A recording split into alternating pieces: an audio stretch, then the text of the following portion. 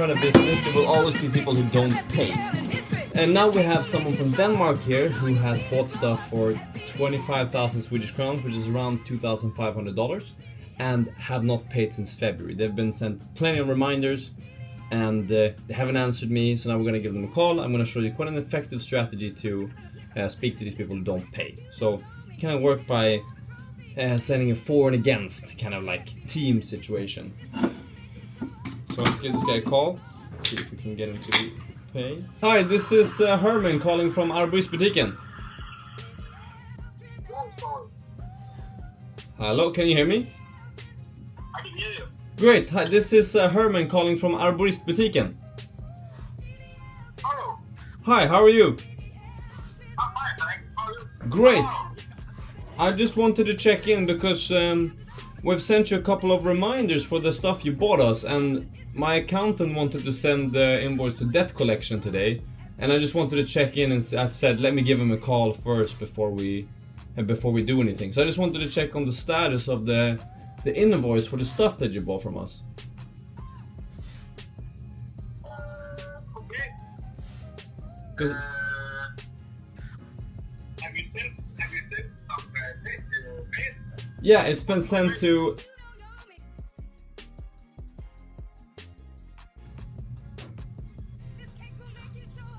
Okay.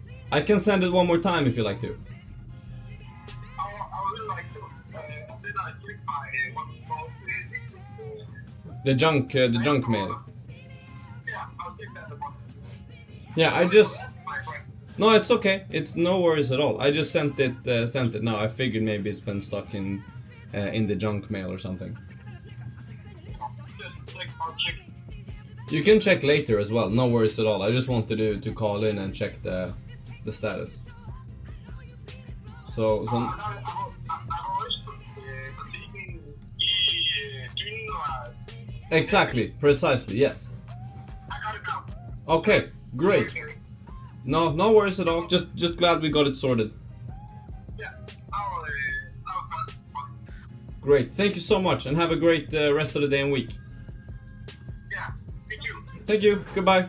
So that's the deal. They pay. They want to pay when you call them and threaten with the authorities, and you kind of do that system of like saying my accountant wants to send you to debt collection, but I thought I'd give you a call just before. And this is someone I've called before. This is someone I've sent reminders to 3 times, so someone who should pay. But now I'm certain he will pay when you threaten with these authorities, because they're quite strong in Scandinavia. I'm not sure what it's like in the rest of the world.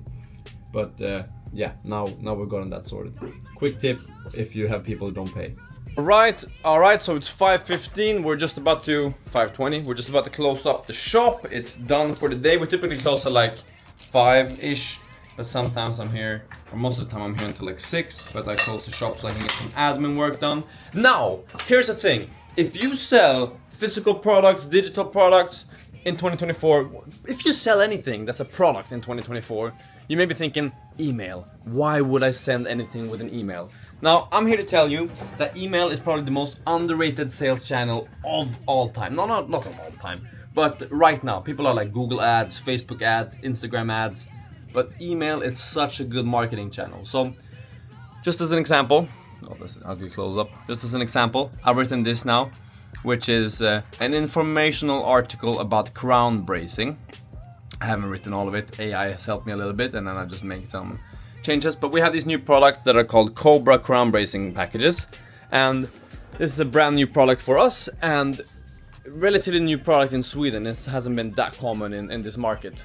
So to sell this product, you could make an Instagram post, you could do some ads, but I've found that the most effective system is to do an email blast. So people who are maybe like professionals, they want to read stuff, they want to look into stuff, they want to get knowledge.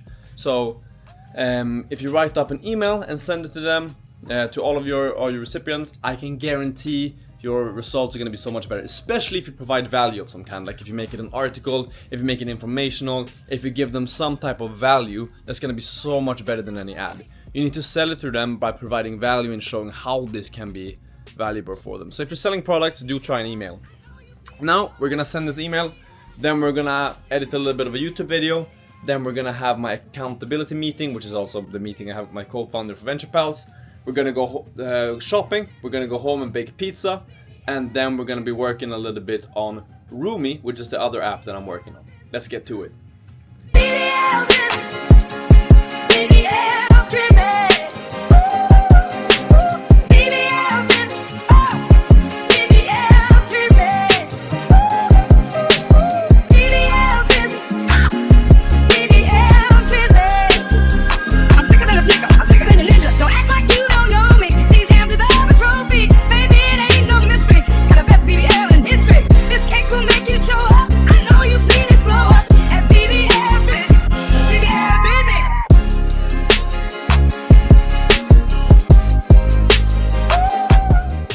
Okay, we're just finishing up the YouTube video here. We're submitting it to Google, or not Google, YouTube. Made a pretty sick thumbnail. I always choose Canva for all my thumbnails. It's the best. You can like remove background, etc. So it's really good. And then I use vidIQ for optimization of the SEO. Like, I don't really care about the views and all that stuff so much, but if I can make a good title, if I can make a good description that will want to make people click on it and make it be found on YouTube, then why not? It takes a couple of extra minutes, so that's what I'm doing. After this, we have two missions. We're gonna, one, look at a proposal someone sent to me, and I'm gonna explain a little bit what that is.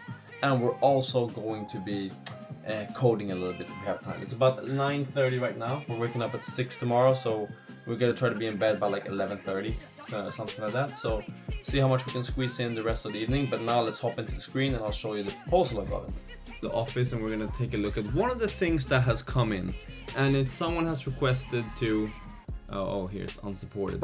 I guess I gotta change it to, or send it from my phone to the computer. But this is something which does come in sometimes for me, which is like someone requesting to do a business collaboration, or some type of advice of some kind comes in on my YouTube channel or Instagram occasionally, for instance. But I'm gonna download all these photos from my Instagram app on the phone, and then I'm gonna share them, or share the presentation that I received on here. But essentially what it is, it's a clothing line for arborists, as I may have touched upon in one of the previous videos. An arborist is someone who takes care of and climbs in trees, and the type of clothing that they wear is usually either high vis if it's like a t-shirt, or it's chainsaw protective if it's pants. And this has become quite a hot topic because there aren't that many chainsaw protective pants of like nice design, quality, color, however you want to put it.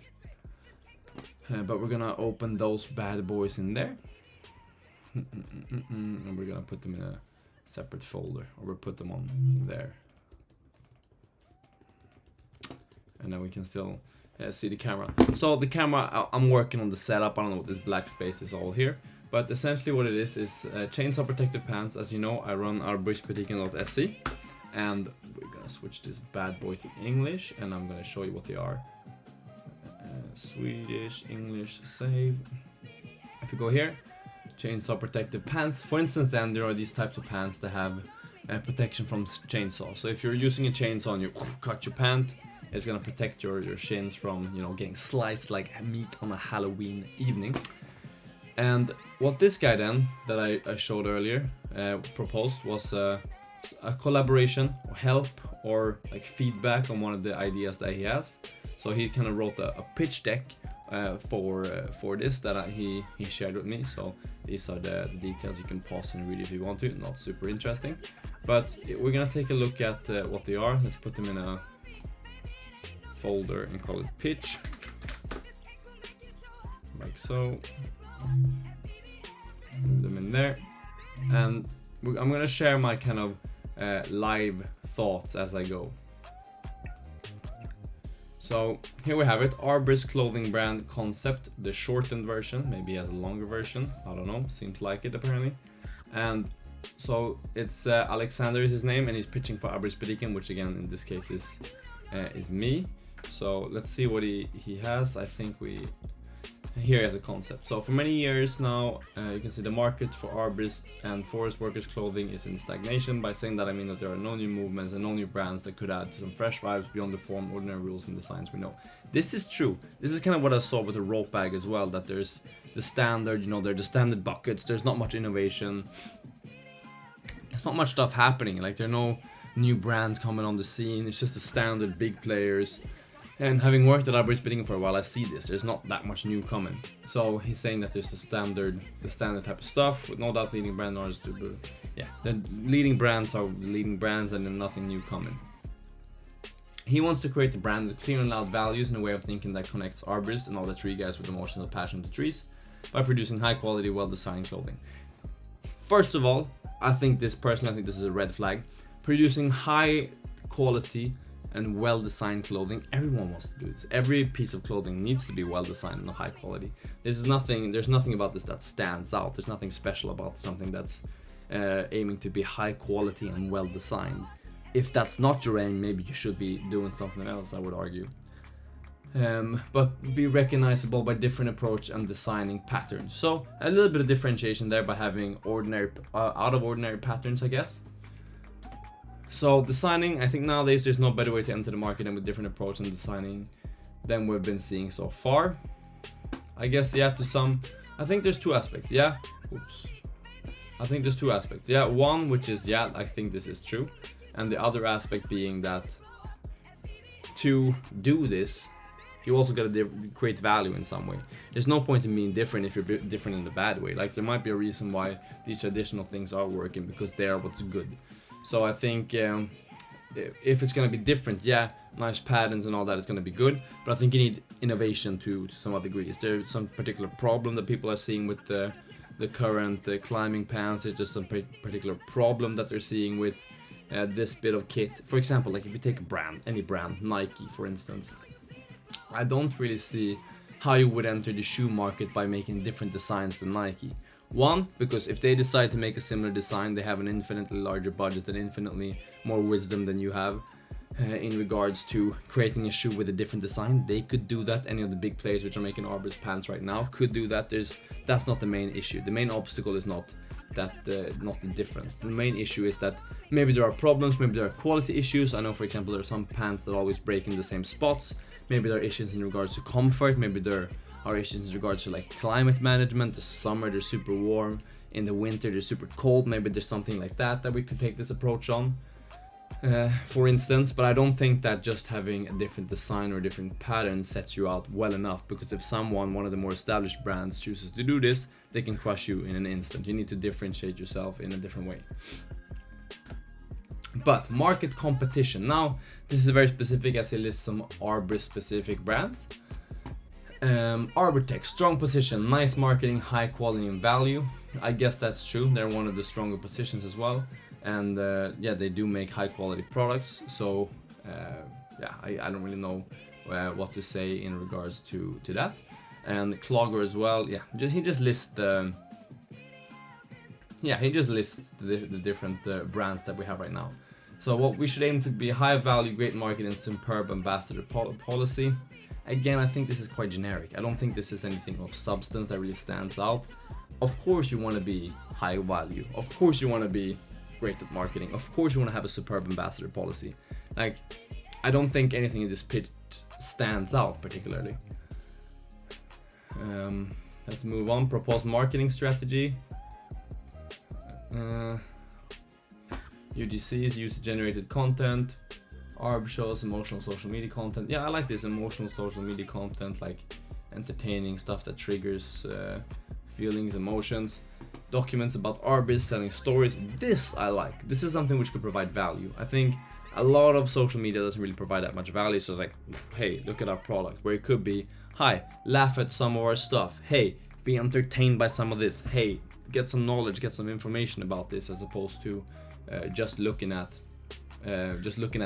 boring product pictures. No one wants to see that. No one wants to see your boring product pictures. If they wanted to do that, they could Google it. They don't want to see that on their Instagram feed. Please stop that shit. But again, this is somewhat generic, but I guess I kind of like the approach that they're taking in regards to ambassador marketing. This is something that I've done for Palm New as well. The rope bags that I've built, like 25 of those will be sent to relatively prominent arborists within the space. And also emotional social media content, I guess they understand that part of, or that aspect of it to some degree. And I think then we get to some of the ambassador policy. So we shall be aiming for really engaged, well-known people who can I guess by observing many different brand investors, I can say that most of them ain't promoting new stuff releases, are not taking part in local events like ARP shows, ain't gifted with any new collection stuff like they shall promote, are not really represented by the brand itself. It should work both ways. I guess we should avoid such policies. Instead, we'd rather encourage and send our ambassadors to all the balls. Again, yes, of course you want to send all your ambassadors to the ARB shows, but there also needs to be a budget aspect to it. Things can't cost too much. It should be, you know, like maybe one of the reasons that not all these larger brands with a lot of knowledge, etc., don't send their people to all the trade shows is because it's quite expensive and pricey. Maybe the ROI isn't there. But again, I agree with the notion of this, that there should be local presence in order to grow a brand. Let's have a look at some of the samples. So this is some of the trousers that is designed. This I kind of like. This is something that stands out. This is something different. I think one, it's cool that you have different designs, but two, to add to this, it needs to have value above the current product offering in the market, because any manufacturer, especially the leading one, which happens to be flagrant to some degree, could decide to do this at any point and crush this, and then your whole market idea is broken. But pretty cool. Let's see, I think we missed one slide. T-shirt. Squirrel agility. I mean, yeah, I don't think this is bad. The world doesn't need another t-shirt brand. Like, we don't need to make more t-shirts. Everyone thinks they want to make a clothing brand, they want to make something special, and they're like, yeah, let's print a t-shirt. There's so many t-shirts. We don't need more t-shirts. So let's just pretend this slide doesn't exist. Concept presentation, we looked at that one. We gotta go to the summary. Here we go. In summary, I think together we can create a strong brand that would bring in some fresh vibes in the arborist workwear industry that could beat the old timer brands that currently have stabilized position in the market. Okay, that I agree with. So now in live action here, we're gonna formulate a response, and we're gonna open a new Chrome tab. And now I'm gonna show you one of the greatest life hacks of all time. And we're gonna go to hit docs.new,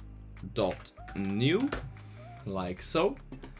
And then we're gonna type in, okay, so and then we're gonna write down those bullet points that we just had. One, first of all, the world doesn't need another t-shirt brand. Like, we don't need this. There's no need for another brand of t-shirt. There's so many t-shirts around. Everyone's giving them out for free. Let's not get into t-shirts. Designs are great.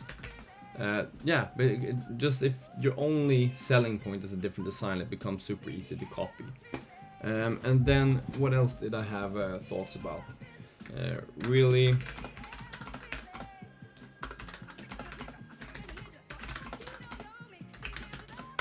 and selling with emotion. That's something I really believe in, selling with emotion. People don't make rational decisions always when they buy stuff. Sometimes they do, especially if it's in a business sense, but also if it's something which is fun, which is new, it can also be done a lot with emotion. So I really like the idea of selling with emotion. How can we do this effectively? I'm thinking that we pick a direction, we pick a side, we pick a topic, whatever, and we really go for that. Maybe the passion here is trousers made for climbers, that they're made for climbing. Maybe that could be the thing, and that it's like revolutionizing pants for everyone who wants flexibility when they're climbing. And then obviously you have to rework it out and make that sound more brandy, but like picking something like this, like, you know, and again, I hate to pick this example, but a sports brand like Adidas, for example, impossible is nothing. Again, then you're kind of picking and playing at the people who are waiting to and willing to accomplish something, and they're working towards that something which may be greater than themselves, and they need a brand which is supportive of those particular ideas that they have in mind in order to get there. And then they're selling on that emotion. And I guess there's so many examples of brands selling on emotion. Coca-Cola, happiness. Dove, self-love. Toys R Us, Canon, nostalgia. Tim Hortons, nostalgia, national pride. Yeah, so you get some of those examples, and what I mean, that we need to pick a direction. Climbers or eco lovers. we really like that. And I then, in terms of the ambassador policy, I think we need to change it up a little bit in the way that sure, like, yeah, of course you need a strong ambassador policy, you need to favor ambassadors, but also it needs to be done with the ROI in mind. Like, you can't just splash money on people you think are cool. There needs to be some degree of ROI. Maybe they have an equity stake or some kind of incentive to advertise for the company, or maybe you incentivize them in some other way, like he suggested, with limited edition products or something like that. So ambassador incentives, I think this is something from my time working with the community program at Epidemic Sound. It was quite clear that as they started to incentivize the ambassadors more, as they started to get larger like revenue shares, for example. So if they brought in customers, they could actually get a share of the revenue that they brought in. They were much more likely to do so. And also you found that retention of the people that they brought in increased much more, because they were much more dedicated to finding the right people for the product. But now I'm going to talk a little bit less, and we're going to finish this tasks. And then I need to point this out, because this is something that I also used to do all the time, and I was something that from my first couple of ventures, like Wonder Sagas, for instance, and Arbster even to some degree, that focusing on saying that you want a high quality, well designed brand is too generic. It needs to be more specific than that. Let's skip the high quality and well design as differentiators.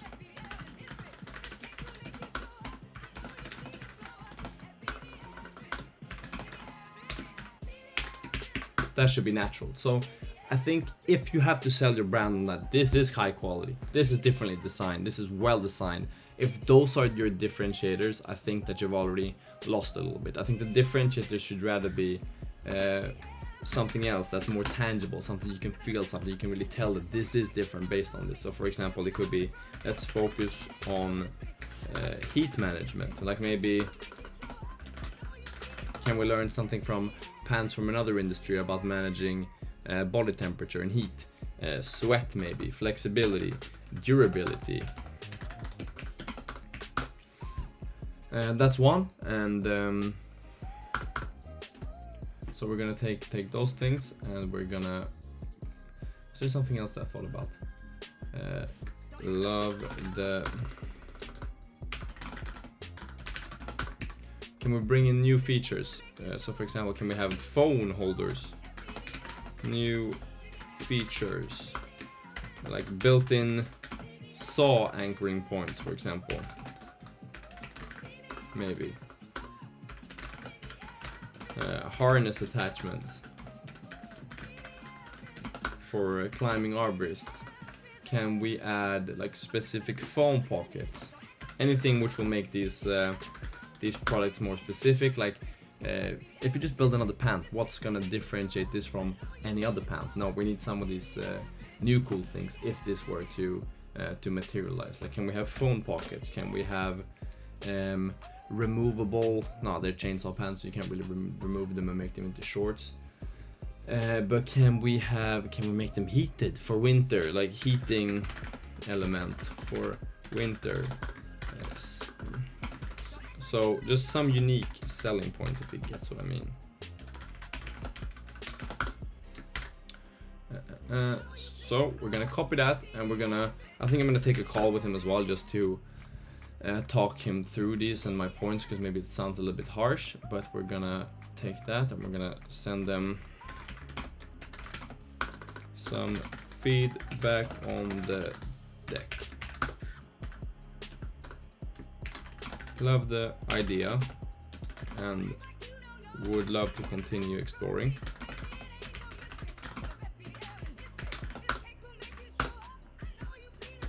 Here are some honest thoughts. We're gonna attach that there, and we're gonna send it as a screenshot so he can have a look at it. But maybe that sounds a little bit harsh, maybe it doesn't, but we're gonna see what he thinks. Again, this will be another venture then in that case, and I think it could be quite fun, like having a clothing brand as well, but clothing which is like proper of some kind. So this will be quite a lot. You need to make them chainsaw protective, you need to have them certified according to EN standards in this case, which is like the European standard for chainsaw protection, which is really weird that I know that. But we can definitely explore this and see what he's thinking. And then also I need to ask him also, what is your view on partnership? This is also something which I find often is a little bit confused of, because people tend to value ideas as much as execution. Like, someone has an idea, they tend to value that idea higher or significantly higher than the execution of that idea. That's why so many people have the idea of thinking, hey, or reach out saying, hey, I have this idea, could you make it? And then we'll split it. That's not really how it works. An idea, everyone has ideas all the time, and ideas are intangible. There's nothing really productive about an idea unless it's turned into something material. And I think a lot of people leave their ideas in that fundamental intangible state without making them into something material that they can actually work on and actually turn into something real. And that's so much more difficult, and that's valued so much more than having an actual idea. And I think that's a fundamental mistake people often make when it comes to these things. But I think that was that's all. Probably quite a long video at this point, but I thought it was would be interesting to make the highlight of this video just a live go through. I hadn't seen this before. I had glanced through it, but I hadn't read it before sharing this. So it was a little bit of a live view of what it's like when, or how I approach like reviewing these type of collaboration requests, etc.